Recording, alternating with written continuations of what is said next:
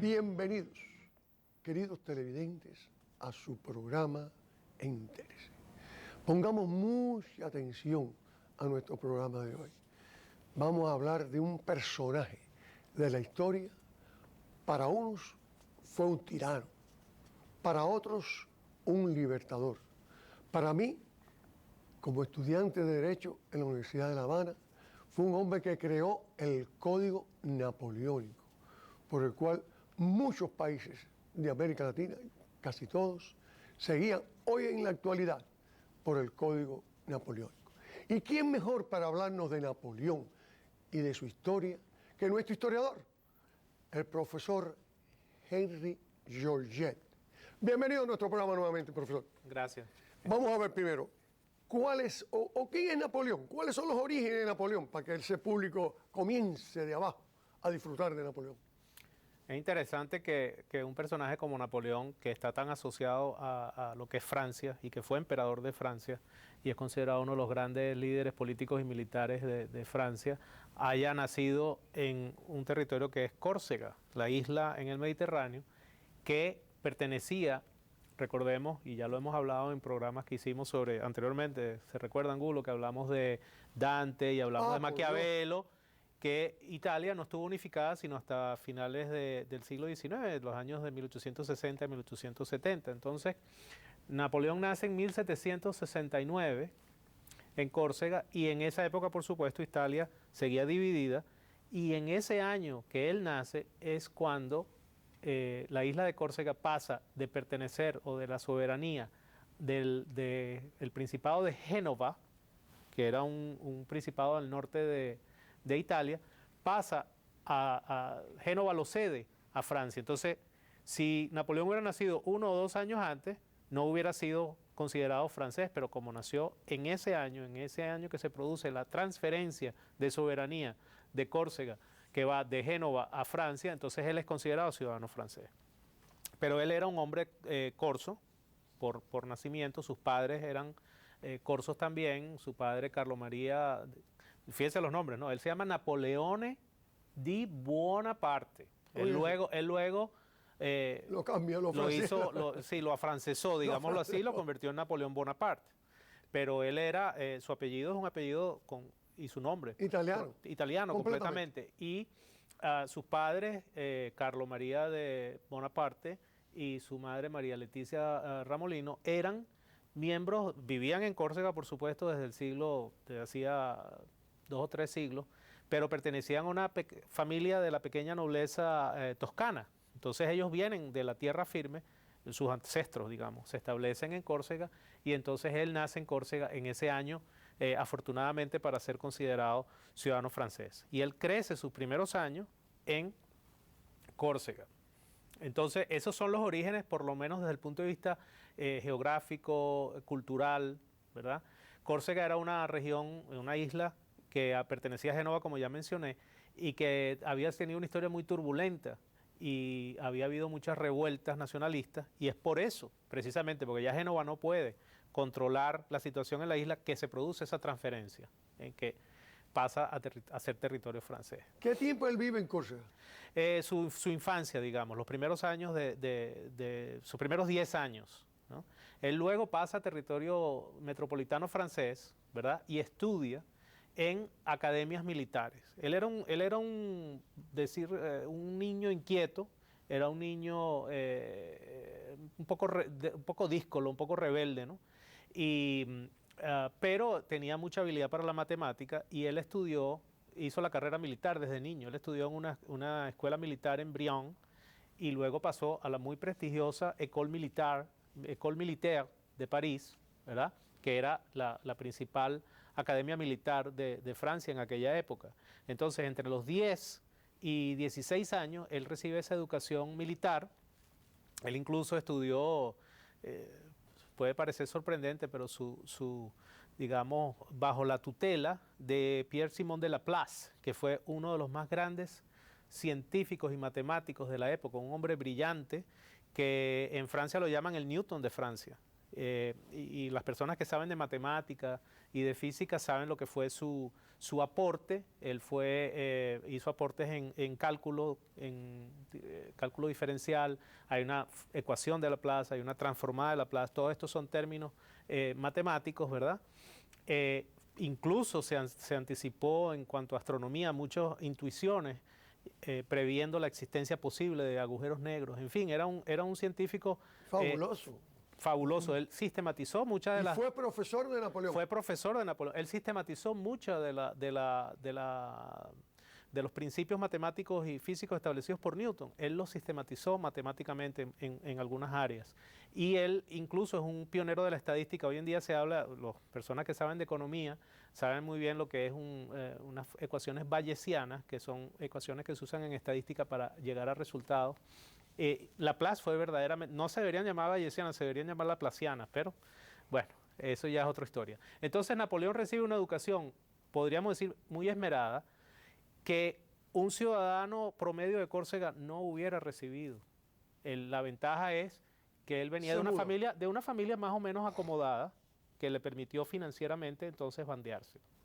Ahora, Napoleón entonces termina su educación a los 16, 17 años y se incorpora al ejército francés como oficial de artillería. La artillería era, y todavía en cierta medida continúa haciéndolo dentro de las fuerzas de tierra, uno de los cuerpos más técnicos o donde se requiere más habilidades técnicas. Y la artillería francesa era una artillería en aquella época que no tenía parangón en ningún país de Europa. La artillería francesa era muy moderna, ¿no? Y ahí también entran cosas como, por ejemplo, la Revolución Francesa, Carnot, que fue uno de los pioneros de la termodinámica, que todo eso lo hizo, todos esos descubrimientos en el área de la termodinámica los hizo gracias a su trabajo como en la fábrica de artillería, de piezas de artillería y cañones para el ejército francés. Entonces Napoleón vive en esa época, crece en esa época turbulenta, cuando él está en la escuela, cuando él comienza como oficial de artillería, es que se produce la Revolución Francesa. ¿Él era teniente ya en ese momento? Él era oficial cuando se produce la Revolución Francesa, ya tenía 20 años. La Revolución Francesa se inicia en 1789 y él nace en 1769. Entonces él tenía 20 años cuando se inicia la Revolución Francesa. Y en muchos aspectos Napoleón es hijo de la Revolución Francesa. Y ahí ya hay un debate, ¿no?, sobre si Napoleón es el que liquidó la Revolución Francesa o el que la preservó. Pero lo que no se puede negar es que él es un hijo de la Revolución. Tuvo la posibilidad de ascender en el ejército y tuvo la posibilidad de tener un adelanto en la política precisamente por las oportunidades que abrió la Revolución Francesa. Entonces, cuando se habla de ese periodo tan turbulento en Francia y en Europa, tenemos que entender que la Revolución Francesa removió todo lo que era el antiguo régimen, y no solo en Francia, sino en toda Europa. Y es por eso que Napoleón decía, ya adelante, cuando había alcanzado su éxito y estaba en el poder, él decía que el bastón de mariscal lo lleva todos los soldados franceses en la mochila, queriendo decir que era una meritocracia y que cualquier persona podía prosperar y ascender política y socialmente. Y él era un ejemplo de ello, pero hubo muchos mariscales que estuvieron al servicio de Napoleón que fueron hombres de orígenes humildes. Entonces sí había eso. Claro, recordemos cuáles son los principios de la Revolución Francesa: libertad, igualdad, fraternidad, la idea de abolir con los privilegios del feudalismo, de abolir los privilegios de la nobleza. Era una sociedad que estaba muy estratificada. Entonces, usted recuerda, se hablaba de la nobleza, del clero y del estado llano, ¿no? Entonces la nobleza era quien verdaderamente gobernaba en Francia antes de la Revolución. La Revolución va a remover eso y va a eliminar todos estos privilegios y va a crear en esa turbulencia que va a prosperar Napoleón. ¿Pudiéramos llamar a Napoleón el populista de aquella época? Bueno, sin duda alguna que Napoleón era... Se fija mucho en esa clase pobre, abusada. Sin duda que Napoleón era una personalidad extraordinariamente popular.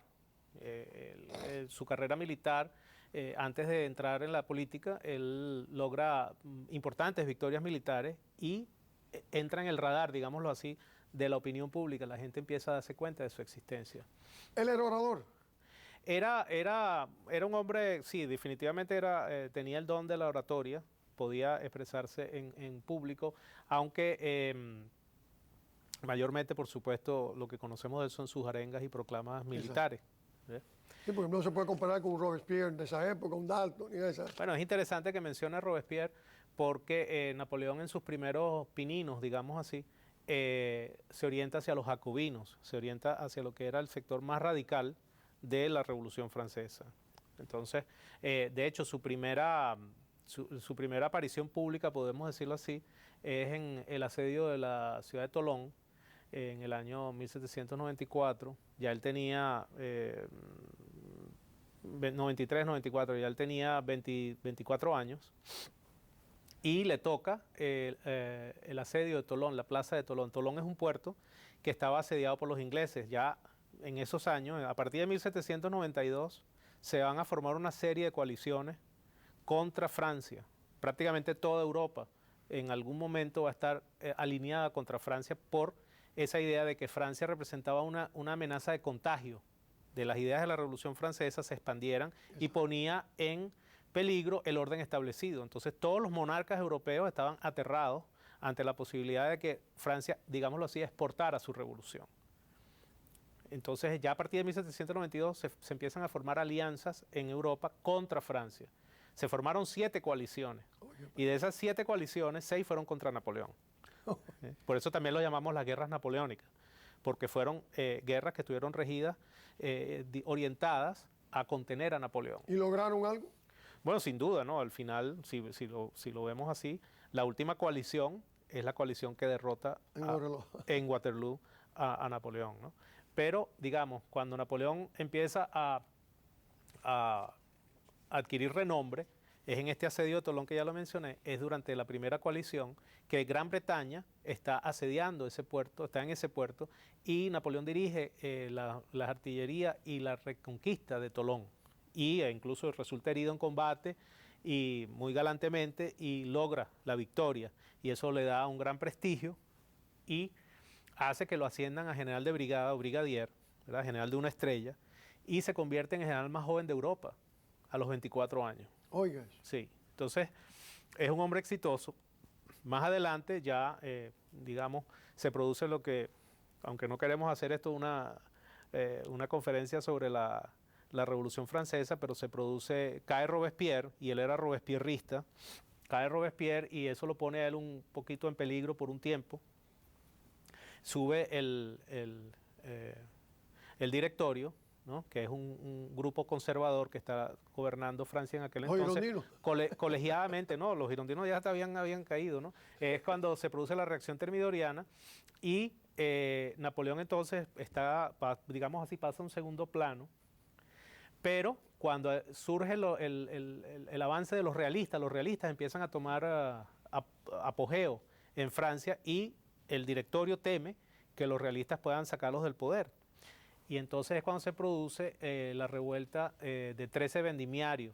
Recordemos también que durante la Revolución Francesa, entre los muchos cambios que se impusieron, se impuso un cambio de calendario. Y se impuso un calendario que tenía más que ver con el clima. Entonces, vendimiario es el mes de la vendimia, en el otoño. Entonces, el 13 vendimiario, Napoleón al frente de una unidad de artillería reprime a los realistas que estaban en París alzados, digámoslo así. Y lo que ha dicho el historiador Carlyle, una bocanada de metralla, ¿no? A metrallazo, disolvió esa manifestación y salva el directorio. Entonces, la gente del directorio se toma nota de Napoleón, ¿verdad? E incluso dentro del directorio se empieza a complotar, ¿okay? Para ver qué posición se le puede dar a Napoleón. Napoleón en ese momento también es cuando, recordemos de nuevo, Francia está en guerra contra todo el mundo y una constante en todas esas guerras va a ser Gran Bretaña. De las 7 coaliciones, Gran Bretaña estuvo en todas y fue el motor de todas. Entonces, como usted bien sabe, como todos sabemos, Egipto era una de las joyas de la corona británica, muy importante para lo que eran sus ambiciones hacia Asia, hacia la India, ¿verdad? Y Napoleón decide lanzarse en una campaña hacia Egipto, que tuvo enormes consecuencias. Señor director, si usted es tan amable, vamos a mostrar algunas de las imágenes que traje para que veamos un poco la mística y la magia de Napoleón. Yo me tomé la libertad de traer algunas fotos que tomé personalmente en un viaje que hice a Francia el año pasado. Esta primera imagen que tenemos aquí tiene que ver un poco con lo que es la gloria y la leyenda de Napoleón. Este es los Inválidos, y aquí estamos viendo el sarcófago que contiene los restos mortales de Napoleón. Esta fotografía la tomé el año pasado. Y ese sarcófago está hecho de cuarzo rojo sobre una base de granito verde, ¿no? Todo eso es parte del Museo de los Inválidos, donde no solamente se conserva la historia militar de Francia, sino muchos de los logros específicamente de Napoleón. En la siguiente imagen, señor director, si es tan amable, podemos pasar. Esta es la batalla de Abukir. Ese que aparece ahí en el centro liderando una carga de caballería no es Napoleón, es el general Murat, ¿verdad?, que está luchando contra los mamelucos, que eran la casta dominante en Egipto en aquella época. Esta campaña que hace Napoleón, y ahí es donde está la diferencia entre Napoleón y otros gobernantes de la época, ¿no? Napoleón es sin duda alguna, algunos podrán decir, bueno, era un déspota, pero era un déspota ilustrado. Y una de las cosas que él hizo, se llevó a Egipto no solo su ejército, sino se llevó un verdadero ejército también, pero de estudiosos, de historiadores, de arqueólogos, ¿verdad?, de científicos que se dedicaron a estudiar la herencia de Egipto. Y uno de los más famosos, desafortunadamente no traje la foto, pero uno de los más famosos es el hallazgo de la piedra de Rosetta, tan famosa, que llevó al desciframiento de los jeroglíficos egipcios.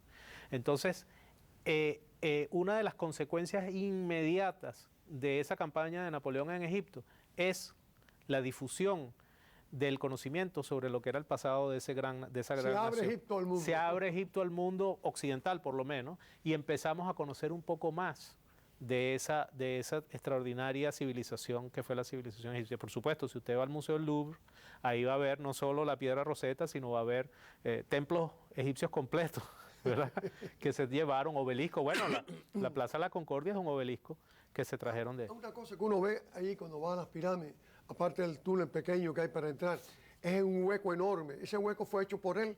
Muchas personas dicen que él que bombardeó las pirámides. Hay un hueco enorme tratando de penetrar la pirámide. Hay varias leyendas. ¿Eso es hecho por él o fue hecho por otras? Hay varias leyendas. Por ejemplo, se dice que la Esfinge le cortaron la nariz de un cañonazo, etcétera, etcétera. Eso no, hasta donde yo sé, eso no es cierto. Son más que nada leyendas. Exacto. Pero lo que sí es cierto es que esa civilización se empieza a conocer mejor gracias a esa expedición que Napoleón hizo en Egipto, que por cierto no terminó siendo exitosa. Napoleón en cierta medida, su ejército queda atrapado en Egipto porque los ingleses dominan el Mediterráneo. Hay una batalla, la llamada batalla del Nilo, en la desembocadura, en el delta del Nilo. La flota francesa fue prácticamente aniquilada por la Royal Navy, por la Armada Británica. Entonces Napoleón queda más o menos atrapado allí. Finalmente logra, en un momento que el bloqueo inglés se había levantado, por otros motivos, que tienen que enviar esas naves a otra parte, él logra escapar y regresa a Francia. Entonces, no predomina mucho tiempo él en... No perduró. Él dejó su ejército, él dejó un ejército allí, pero él se regresa a Francia, en primer lugar, preocupado por las noticias de que la guerra está yendo mal en Europa, de que Francia está perdiendo batallas en sus fronteras y que la patria está amenazada. Entonces él aprovecha ese momento para regresar a Francia, y resulta que se encuentra con una situación política sumamente deteriorada. Y él ve ahí la oportunidad de ascender al poder. Él encuentra a alguna gente en el directorio, encuentra a alguna gente en lo que se llamaba el Consejo de los 500, que era un ente deliberativo que existía en aquella época en Francia, y entonces él organiza un golpe de Estado. Y si vemos las imágenes, señor director, la próxima imagen, este es el famoso golpe del 18 Brumario de Napoleón Bonaparte. De nuevo, ese calendario es el calendario revolucionario, y ahí vemos a Napoleón en el centro de la imagen y la reacción agitada, ¿no?, de los distintos representantes, algunos a favor, algunos en contra. Napoleón entonces aprovecha para asumir el poder y se establece, este es el año 1799, o sea, Napoleón acaba de cumplir 30 años. Oiga. Y ya está al mando de Francia, ¿no? Él ha tenido no solo... Se me olvidó mencionar que él no solo ha tenido la campaña, el asedio de Tolón, la represión de los realistas del 13 vendimiario, la campaña de Egipto, sino que antes de él irse a Egipto, él desarrolló una campaña sumamente exitosa en el norte de Italia contra los austriacos, donde le realizó verdaderas hazañas desde el punto de vista militar y destrozó a los austriacos. Entonces él ya es un general prestigioso, es un general famoso, y entonces él puede asumir el mando y se establece lo que se llama el consulado, donde Napoleón va a ser el primer cónsul. Fíjese el uso de terminología romana, ¿no? Republicana. Él es el primer cónsul. Hay otros dos cónsules que son nombrados, pero no cabe duda de quien está al mando es Napoleón. La siguiente imagen nos muestra en ese cuadro famoso a Napoleón como primer cónsul, ahí en un cuadro de Ingres. Ahí estamos viendo el problema de la mano, esa Sí. puesta. Yo estoy seguro que ese televidente es lo primero que le llama la atención. Sí. Y siempre se ha hablado de esa mano. Sí, siempre hay chistes que si se estaba rascando, que si tenía un problema en la mano, hay muchas leyendas al respecto. Si estaba enfermo, que si tenía Pero- algo le dolía. Desafortunadamente no traje otros cuadros. Si usted busca la iconografía de la época, usted va a ver que Napoleón no fue ni el primero ni el único en posar de esa manera. La idea de esa pose era mostrar que era un líder calmado, un líder que tenía la situación bajo control y estable. No es algo exclusivo de Napoleón. Entonces es interesante cómo la leyenda ha formado parte de esa imagen de Napoleón, y todos asociamos a Napoleón con ese hombre con Siempre. la mano metida en la casaca. Pero eso no es un gesto de Napoleón, no lo inventó Napoleón ni es único de él. Pero es bueno que lo pregunte, porque esas cosas son siempre curiosidades que a la gente le gusta aprender, ¿no? Entonces Napoleón se convierte en el primer cónsul, ¿verdad? Y entonces se empiezan a organizar nuevas coaliciones, ahí surge la segunda hasta la séptima coalición contra él, y él se empieza a realizar importantes reformas políticas y militares, ¿verdad?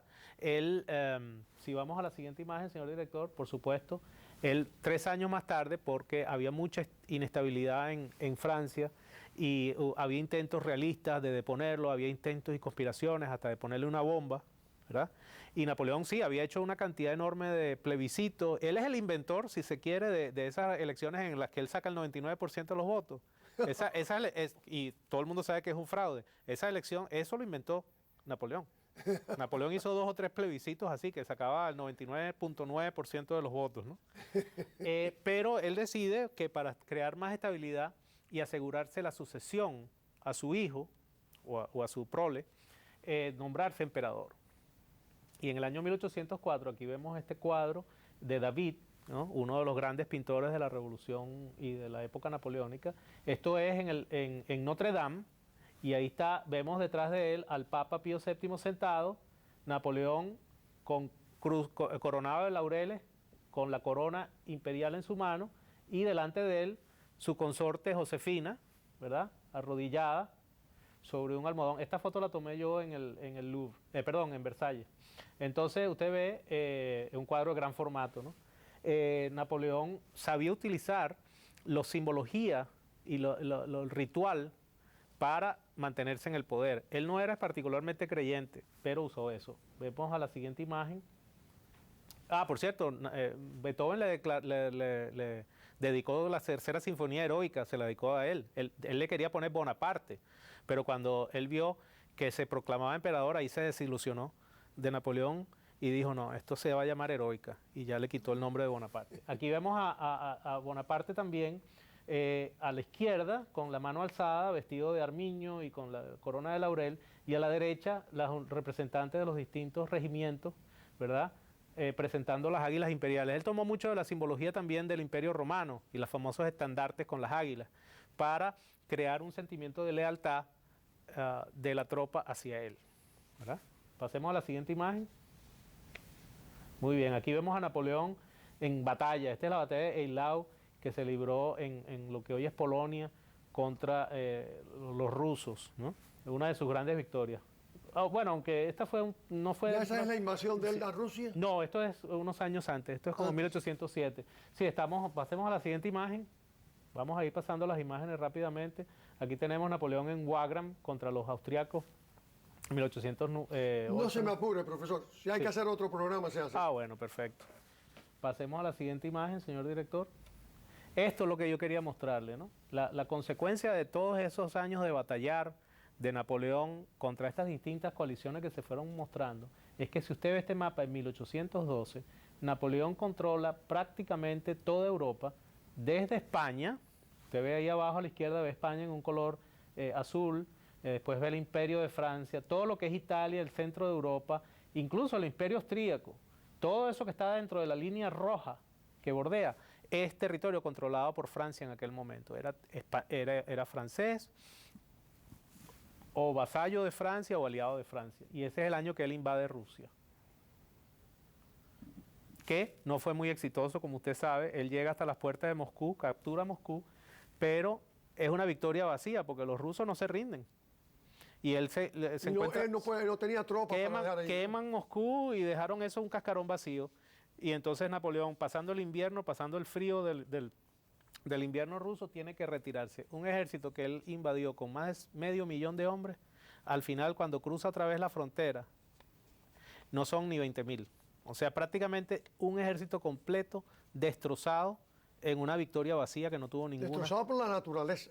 Mayormente por la naturaleza, sí señor. El hambre, la necesidad. Y creo que tenemos una imagen más, señor director. Él hizo un retorno fugaz, los famosos 100 días. Él es exilado a la isla de Elba, en Italia, y después se fuga y restablece el imperio brevemente. Aquí vemos que tropas que mandaban a capturarlo, tropas que se les rendían los pies, ¿no? No, es increíble viendo ahí las personas ahí agarrando hasta los prácticamente, arrodillados. prácticamente con adoración. Eso es cuando la primera vez que él cae preso. Sí, cae, es exilado a la isla de Elba, él después retorna, se vuelve y hace la última campaña, pero pierde en Waterloo. Bueno, mis queridos televidentes, el problema aquí siempre es el tiempo. El tiempo nos condena. El profesor volverá. Esa batalla de Waterloo tan importante apenas la terminó. Nos falta el aspecto jurídico. Nos falta todo lo que Napoleón hizo por Francia. Así que en la próxima les explicamos todo eso. Sin más, dándole las más expresivas gracias al profesor Henry Georgette, se despide de ustedes. Hasta el próximo domingo. Jesús Angulo.